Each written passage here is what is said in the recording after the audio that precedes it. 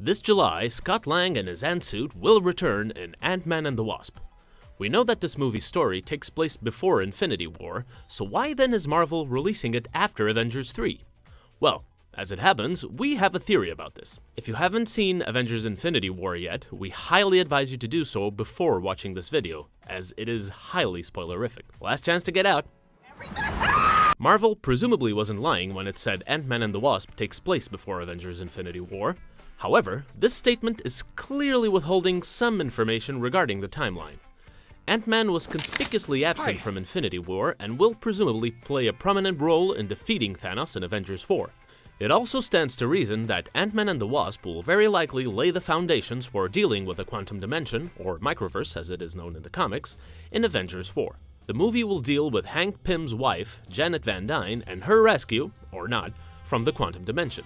In the movie, she has been presumed dead for a long time after disappearing into the quantum dimension on a heroic mission. There are supposed to be hints of this in the first Ant-Man.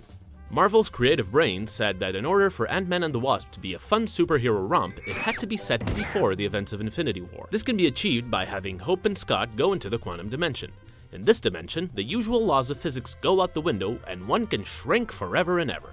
Indeed, before Scott Lang achieved it, it was thought that return from the quantum dimension was impossible. If Scott and Hope return with Janet in tow, then there's a distinct possibility that the events of Infinity War will really already have happened. Oh god. Just imagine, Scott and Hope save Janet and reunite her with Hank, only for both of them to turn into dust. What a waste of time. God! All of this is possible because time is essentially meaningless in the quantum dimension, and so the protagonists are not affected by it while it keeps going on in our dimension.